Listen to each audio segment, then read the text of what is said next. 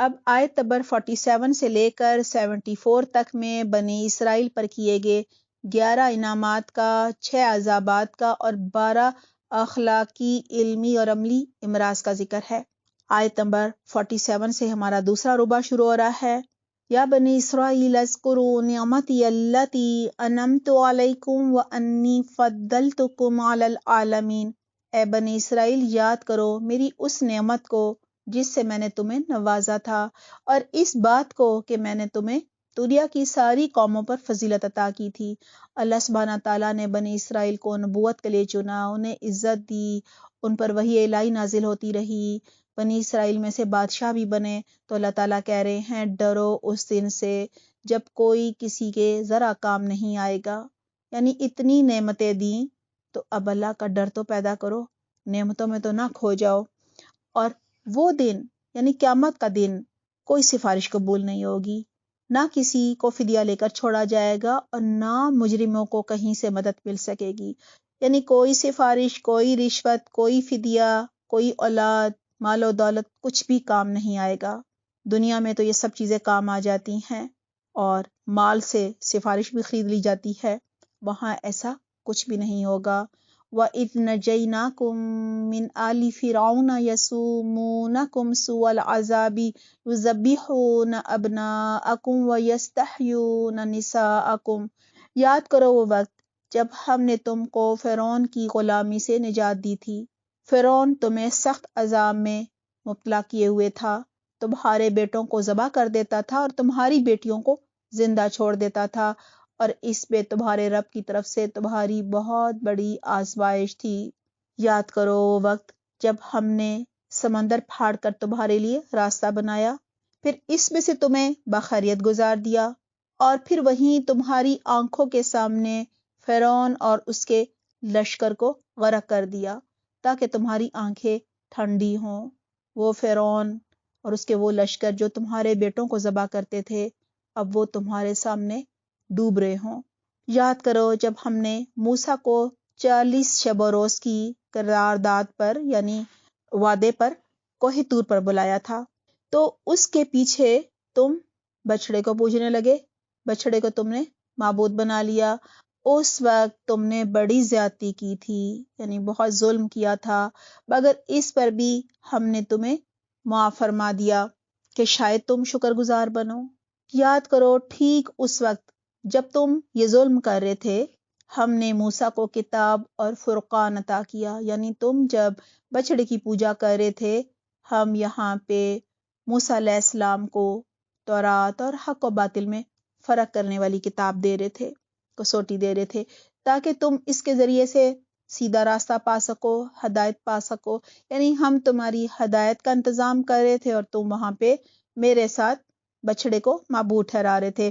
یاد کرو جب موسیٰ یہ نعمت لیے ہوئے پلٹے یعنی تورات لے کر تمہارے پاس آئے، اس نے اپنی قوم سے کہا کہ لوگو تم نے بچڑے کو معبود بنا کر اپنے اوپر سخت ظلم کیا ہے، شرک ظلم ہوتا ہے۔ موسیٰ علیہ السلام تورات لینے گئے، پیچھے سے سامری نے سب بنی اسرائیل کی عورتوں کا سونا اکٹھا کیا، اس سے ایک بچڑا بنایا اور پھر اس کو سب پوجنے لگ گئے۔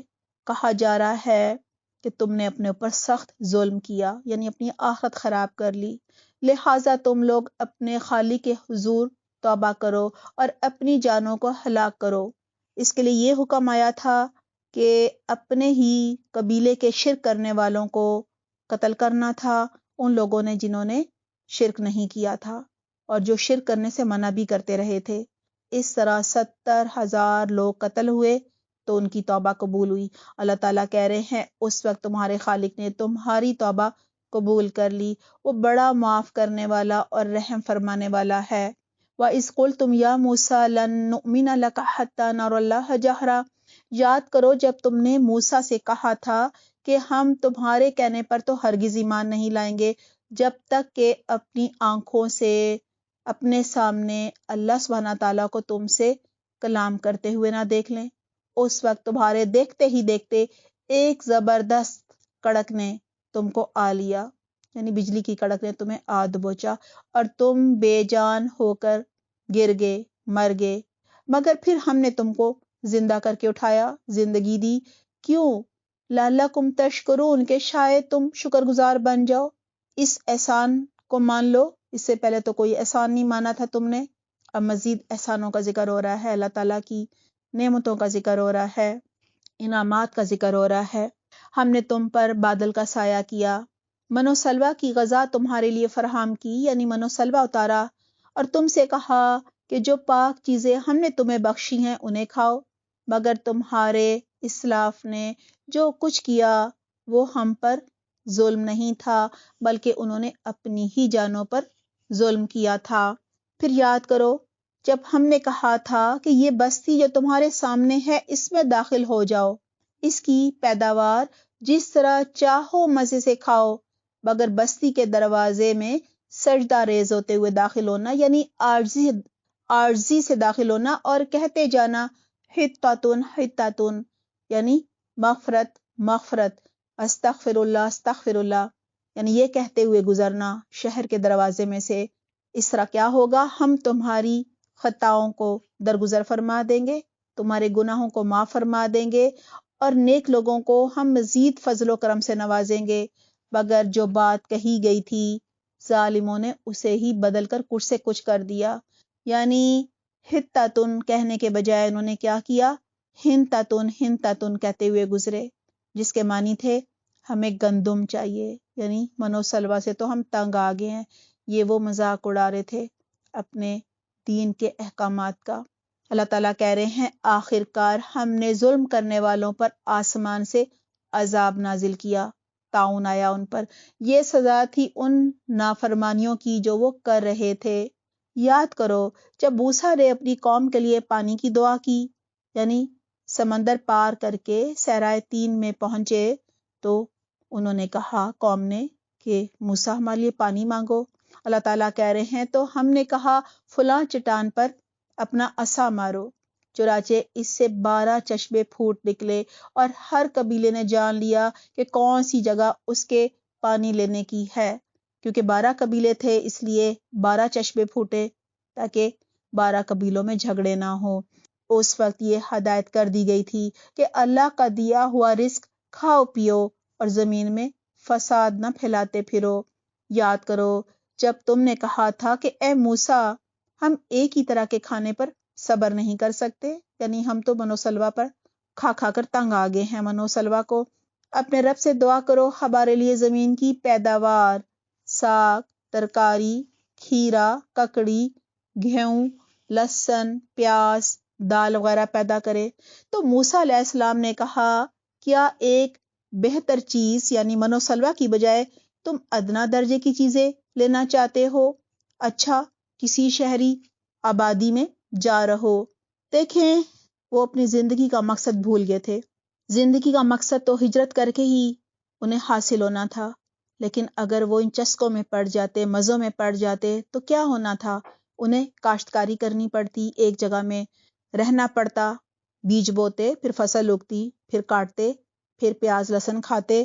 تو کہا جا رہا ہے کہ ٹھیک ہے اگر تم مقصد کو بھول گئے ہو تو شہری آبادی میں جا رہو، جو کچھ تم مانگتے ہو وہاں مل جائے گا، پیاز بھی، دال بھی، لہسن بھی۔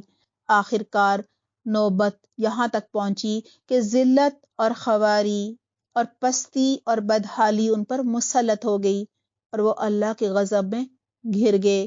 یہ نتیجہ تھا اس کا کہ وہ اللہ کی آیات کا انکار کرتے تھے، کفر کرتے تھے، اور وہ اپنے پیغمبروں کو ناحق قتل کر دیتے تھے۔ یہ نتیجہ تھا ان کی نافرمانیوں کا اور اس بات کا کہ وہ اللہ کی حدود سے نکل جاتے تھے۔ ان الذین آمنوا والذین ہادوا والنصارى والصابئین من آمن باللہ والیوم الآخر، یقین جانو کہ نبی عربی یعنی حضرت محمد صلی اللہ علیہ وآلہ وسلم کو ماننے والے ہوں، یا یہودی ہوں، یا عیسائی ہوں، یا صابی یعنی ستارہ پرست ہوں، جو بھی اللہ اور روز آخرت پر ایمان لائے گا اور نیک عمل کرے گا، اجرہم عند ربہم ولا خوف علیہم ولا ہم یحزنون، ان کا اجر ان کے رب کے پاس ہے اور اس کے لیے کسی خوف اور رنج کا موقع نہیں ہوگا۔ یعنی خوف و غم سے اگر کسی کو نجات چاہیے تو ایمان لانا ہوگا اور نیک عمل کرنے ہوں گے، آخرت کی تیاری کرنی ہوگی۔ اللہ تعالیٰ ہمیں بہترین توفیق عطا فرمائے۔ وَإِذْ أَخَذْنَا مِيثَاقَكُمْ وَرَفَعْنَا فَوْقَكُمُ الطُّورَ، یاد کرو وہ وقت جب ہم نے تم پر کوہ طور کو تم پر اٹھا کر تم سے پختہ عہد لیا تھا۔ اللہ سبحانہ تعالیٰ بنی اسرائیل کو نعمتوں پر نعمتیں دے رہے تھے، لیکن ہر بار وہ نافرمانی کرتے تھے۔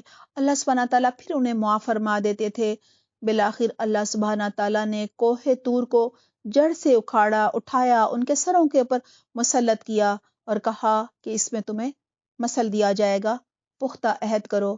تو کہا جا رہا ہے کوہ طور کو تم پر اٹھا کر تم سے پختہ عہد لیا تھا اور کہا تھا کہ جو کتاب یعنی تورات ہم تمہیں دے رہے ہیں اسے مضبوطی کے ساتھ تھامنا، اور جو احکامات اور ہدایات اس میں درج ہیں انہیں یاد رکھنا، ان پر عمل کرنا۔ یہ کرو گے تبھی توقع کی جا سکتی ہے کہ تم تقوی اختیار کر سکو گے، تقوی کی روش پر چل سکو گے، مگر اس کے بعد تم اپنے عہد سے پھر گئے۔ اس پر بھی اللہ کے فضل اور اس کی رحمت نے تمہارا ساتھ نہ چھوڑا، ورنہ تم کبھی کے تباہ ہو چکے ہوتے۔ پھر تمہیں اپنی قوم کے ان لوگوں کا قصہ تو معلوم ہی ہے جنہوں نے سبت کا قانون توڑا تھا۔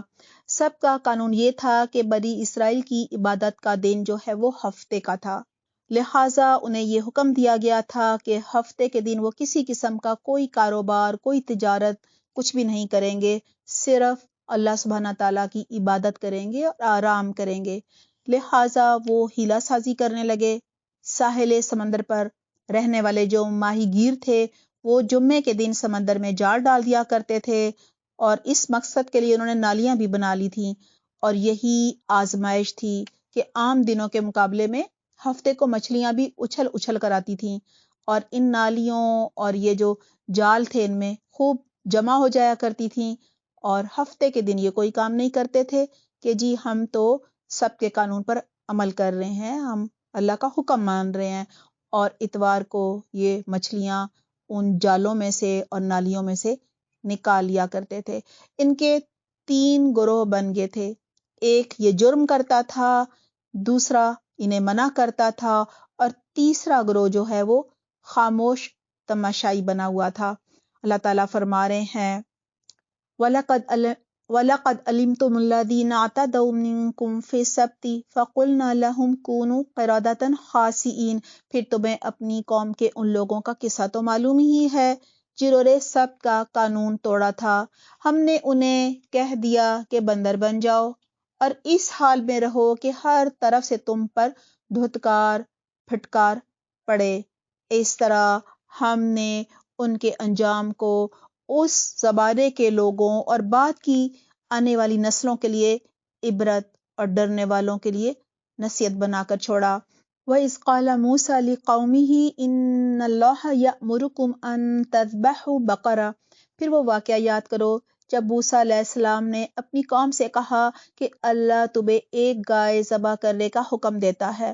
اللہ سبحانہ تعالیٰ کو معلوم تھا کہ ابھی بھی بنی اسرائیلی گائے کی محبت اپنے دل میں چھپائے بیٹھے ہیں، لہٰذا اللہ سبحانہ تعالیٰ نے اس محبت کا بت توڑنے کے لیے انہیں حکم دیا کہ گائے کو ذبح کرو، اور اس کے بہت سارے مقاصد تھے۔ ایک تو یہ محبت ان کے دلوں سے نکالنی تھی، اور دوسرا یہ کہ آگے ایک واقعہ آئے گا کہ ایک شخص ان کے علاقے کا قتل ہو گیا تھا اور قاتل کا نام نہیں پتہ چل رہا تھا، تو اللہ سبحانہ تعالیٰ نے یہ بھی حکم دیا کہ اس گائے کا جو ٹکڑا ہے وہ اس مقتول کو لگا دیا جائے، وہ زندہ ہو جائے گا اور وہ پھر قاتل کا نام بتا دے گا۔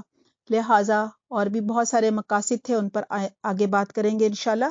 موسیٰ علیہ السلام نے جب اپنی قوم سے کہا کہ اللہ تمہیں گائے ذبح کرنے کا حکم دیتا ہے تو وہ کہنے لگے کیا تم ہم سے مذاق کر رہے ہو؟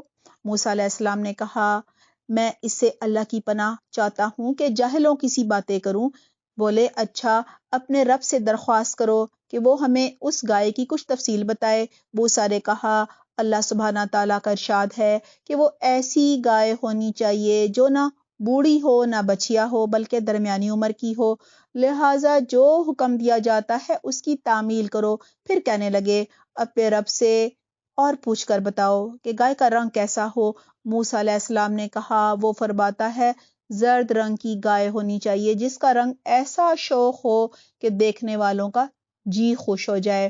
پھر بولے اپنے رب سے صاف صاف پوچھ کر بتاؤ کیسی گائے چاہیے، ہمیں اس کے بارے میں شک ہو گیا ہے، یعنی ہم شبے میں ڈال دیے گئے ہیں۔ اللہ نے چاہا تو ہم اسے ڈھونڈ لیں گے۔ موسیٰ علیہ السلام نے جواب دیا اللہ کہتا ہے کہ وہ ایسی گائے ہونی چاہیے جس سے کوئی خدمت کوئی کام نہ لیا گیا ہو، نہ زمین جوتتی ہو نہ پانی کھینچتی ہو، صحیح سالم ہو، بے داغ ہو۔ اس پر وہ پکار اٹھے کہ ہاں اب تم نے ٹھیک پتہ بتایا ہے، کیونکہ اب کوئی چارہ نہیں تھا۔ یہاں یہ بھی پتہ چلتا ہے جب بہت سوالوں کی کثرت کی جائے تو پھر وہ جو کام ہے وہ کرنا مزید مشکل بنا دیا جاتا ہے۔ پھر انہوں نے اسے ذبح کیا ورنہ وہ ایسا کرتے معلوم نہ ہوتے تھے۔ وَإِذْ قَتَلْتُمْ نَفْسًا فَادَّارَأْتُمْ فِيهَا وَاللَّهُ مُخْرِجٌ مَّا كُنتُمْ تَكْتُمُونَ۔ اور تمہیں یاد ہے وہ واقعہ جب تم نے ایک شخص کو قتل کر دیا تھا، پھر اس کے بارے میں جھگڑنے لگے تھے اور ایک دوسرے پر قتل کا الزام تھوپنے لگے تھے، اور اللہ نے فیصلہ کر لیا تھا کہ تم جو کچھ چھپا رہے ہو، یعنی ظاہر ہے قاتل چھپا رہا تھا کہ اس نے قتل کیا ہے، اللہ اسے کھول کر رکھ دے۔ اس وقت ہم نے حکم دیا کہ مقتول کی لاش کو اس کے ایک حصے سے یعنی گائے کے ایک حصے سے ضرب لگاؤ۔ دیکھو اس طرح اللہ مردوں کو زندگی بخشتا ہے اور تمہیں اپنی نشانیاں دکھاتا ہے۔ یعنی اس سے یہاں یہ بھی بتانا مقصود تھا کہ جس طرح سے یہ مقتول زندہ ہو گیا ہے اسی طرح تمہیں بھی ہم قیامت کے دن زندہ کریں گے تاکہ تم سمجھو، مگر ایسی نشانیاں دیکھنے کے بعد بھی آخر کار تمہارے دل سخت ہو گئے، پتھروں کی طرح سخت، بلکہ سختی میں کچھ ان سے بھی بڑے ہوئے، کیونکہ پتھروں میں سے تو کوئی ایسا بھی ہوتا ہے جس میں سے چشمے پھوٹ بہتے ہیں، کوئی پھٹتا ہے اور اس میں سے پانی نکل آتا ہے، اور کوئی اللہ کے خوف سے گر جاتا ہے۔ اللہ تمہارے کرتوتوں سے بے خبر نہیں ہے۔ اے مسلمانوں، اب کیا ان لوگوں سے تم یہ توقع رکھتے ہو کہ یہ تمہاری دعوت پر ایمان لے آئیں گے؟ علماء یہود کا ذکر ہو رہا ہے، حالانکہ ان میں سے ایک گروہ کا شیوا یہ رہا ہے کہ اللہ کا کلام سنا اور پھر خوب سمجھ بوجھ کر جان بوجھ کر اس میں تحریف کر دی۔ یہاں بتایا جا رہا ہے کہ علماء یہود جو تھے ان کا تو یہ شیوا تھا کہ وہ جب اپنی کتابیں یعنی تورات اور انجیل سنا کرتے تھے، اللہ کا کلام سنتے تھے تو جان بوجھ کر اس میں رد و بدل تحریف کر دیا کرتے تھے۔ محمد صلی اللہ علیہ وسلم پر ایمان لانے والوں سے ملتے تو کہتے کہ ہم بھی انہیں مانتے ہیں، یعنی یہ منافق بن گئے تھے، دو رخے لوگ تھے، اور جب آپس میں ایک دوسرے سے اکیلے میں بات چیت کرتے تو کہتے بے وقوف ہو گئے ہو، ان لوگوں کو وہ باتیں بتاتے ہو جو اللہ نے تم پر کھولی ہیں۔ علماء یہود ان لوگوں سے کہا کرتے تھے جو رسول اللہ صلی اللہ علیہ وسلم کے پاس آ کر قرآن سنا کرتے تھے، کہتے تھے کہ تورات اور انجیل میں جو باتیں تھیں وہ انہیں نہ بتاؤ، مسلمانوں کو تم بتاؤ گے تو تمہارے رب کے پاس تمہارے مقابلے میں انہیں بطور حجت پیش کریں گے، یعنی کل قیامت کے دن یہ تمہارے خلاف گواہی دیں گے کہ انہیں تو پتا تھا کہ تورات اور انجیل میں لکھا ہوا ہے کہ آخری نبی محمد صلی اللہ علیہ وسلم ہوں گے، ان پر ایمان لانا، آخری کتاب قرآن ہے اس پر ایمان لانا، یہ سب تو انہیں معلوم تھا۔ اور کیا یہ جانتے نہیں ہیں کہ جو کچھ یہ چھپاتے ہیں اور جو کچھ ظاہر کرتے ہیں اللہ کو سب باتوں کی خبر ہے۔ وَمِنْهُمْ أُمِّيُّونَ لَا يَعْلَمُونَ الْكِتَابَ إِلَّا أَمَانِيَّ وَإِنْهُمْ إِلَّا يَظُنُّونَ۔ ان میں ایک دوسرا گروہ امیوں کا ہے، یعنی ان پڑھوں کا ہے، جو کتاب کا تو علم رکھتے نہیں، بس اپنی بے بنیاد امیدوں اور آرزوؤں کو لیے بیٹھے ہیں اور محض وہم و گمان پر چلے جا رہے ہیں۔ انہوں نے بغیر دلیل کے خود ساختہ دین بنا لیا تھا۔ آیت نمبر 75 سے 82 تک میں موجودہ بنی اسرائیل اور ان کے مختلف جو طبقات ہیں ان کا ذکر ہے۔ دیکھیں ایک گروہ تو تھا اہل علم کا، علماء کا اور دوسرا عوام تھی. انہیں تو انہوں نے کتابیں دی نہیں تھیں، چھپا کر رکھی ہوئی تھیں، لہٰذا جو یہ کہتے تھے وہ سمجھتے تھے شاید کتابوں میں یہی ہے، لہٰذا انہوں نے محض وہم و گمان پر وہ چلا کرتے تھے. خود ساختہ دین جو بن گیا تھا بس اسی کو وہ اصل دین سمجھتے تھے. ہمارا ربع پارہ مزید ہو گیا ہے، آئیے عمل کے پوائنٹس دیکھتے ہیں. پہلے پارے کا دوسرا ربع ہے آیت نمبر 47 سے لے کر 78 تک. آئیے عمل کے پوائنٹس نوٹ کرتے ہیں. آیت نمبر 47 میں اللہ سبحانہ تعالیٰ بنی اسرائیل کو نعمتیں یاد دلا رہے ہیں. ہمیں بھی اللہ سبحانہ تعالیٰ کی دی گئی نعمتوں پر نظر رکھنی چاہیے، انہیں یاد رکھنا چاہیے. یہ نہیں کرنا چاہیے کہ جو نعمتیں نہیں ہیں ان پر نظر رکھی جائے. اور اللہ سبحانہ تعالیٰ کی عبادت بھی کرنی چاہیے، قدردانی بھی کرنی چاہیے، شکر گزاری بھی کرنی چاہیے. تکبر اور فخر کرنے کے بجائے جیسے جیسے نعمتیں ملیں مزید عاجزی اختیار کرنی چاہیے اور نعمتوں کو دوسروں سے بانٹنا بھی چاہیے. اور اگر زکوٰۃ واجب ہو، جیسے کہ ہمارے پاس مال ہے، سونا ہے، چاندی ہے، تو زکوٰۃ بھی دینی چاہیے. دیکھیں ناشکری کرنے سے کیا ہوتا ہے، نعمتیں چھن جاتی ہیں. قوم سبا کے ساتھ یہی ہوا تھا نا، بہت زیادہ باغات تھے اور ہر وقت پھولوں کی خوشبوؤں سے مہکتے رہتے تھے اور پھلوں کی بہتات تھی. تو انہوں نے کہا کہ مزہ ہی نہیں آتا، ہر طرف پھل ہی پھل ہوتے ہیں. تو اللہ سبحانہ تعالیٰ نے ایک ایسا سیلاب بھیجا کہ سارے پھل جو ہے وہ اگنے ختم ہو گئے، اب صرف کڑوے بے رکتے تھے. آخرت کے دن کی ہمیں تیاری کرنی چاہیے. آج کی آیات میں ہے کہ قیامت کے دن سفارش، مال و دولت، اولاد، فدیہ، رشوت کچھ بھی کام نہیں آئے گا. ہر طرح کے شرک سے بچنا ہے اور ہمیں اپنے مقصد پر فوکس رہنا ہے. جیسا کہ بنی اسرائیل جو تھے، من و سلوہ اتنی بڑی نعمت ان کو مفت میں مل رہی تھی اور مقصد پر فوکس رہنے کے بجائے مقصد کو بھول گئے اور ذائقوں میں پڑ گئے تھے. پھر یہ سیکھا ہم نے آج کی آیات سے کہ اللہ سبحانہ تعالیٰ کی نافرمانی والے ہر کام سے بچنا ہے. اور ہے نا وَلَا خَوْفٌ عَلَيْهِمْ وَلَا هُمْ يَحْزَنُونَ، تو خوف و غم سے بچنے کے لیے اخلاص کے ساتھ آخرت کی نیت سے نیک اعمال کرنے ہیں، مسنون اعمال کرنے ہیں. اللہ تعالیٰ ہمیں توفیق دے. اللہ اور بندوں سے کیے گئے عہد و پیمان نبھانے ہیں. اللہ کا حکم جیسے ہی سامنے آئے فوراً عمل کر لینا ہے.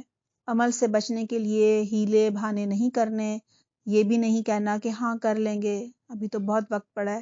پھر یہ ہوتا ہے کہ توفیق ہی چھن جاتی ہے. پھر جب گائے ذبح کرنے کا حکم آیا تو کتنے زیادہ انہوں نے سوالات کیے نا کہ گائے ڈھونڈنی مشکل ہوگی. تو یہاں سے ہم نے یہ سیکھا ہے کہ دین کے معاملات میں سوالات کی کثرت نہیں کرنی چاہیے، ورنہ عمل کرنا مشکل سے مشکل تر ہو جاتا ہے. اللہ کی مشیت، حکمت اور مصلحت کو سمجھنا چاہیے، اللہ کی رضا میں راضی رہنا چاہیے. دل کی سختی سے بچنے کے لیے اللہ سبحانہ تعالیٰ کے احکامات کی نافرمانی سے بچنا ہے، اللہ کی حدود توڑنے سے بچنا ہے، حرام کھانے سے بچنا ہے اور گناہوں سے بچنا ہے. اور دلوں کی نرمی کے لیے دعائیں بھی کرنی ہے اور منافقت سے بچنے کے لیے قول و فعل کے تضاد سے بچنا ہے.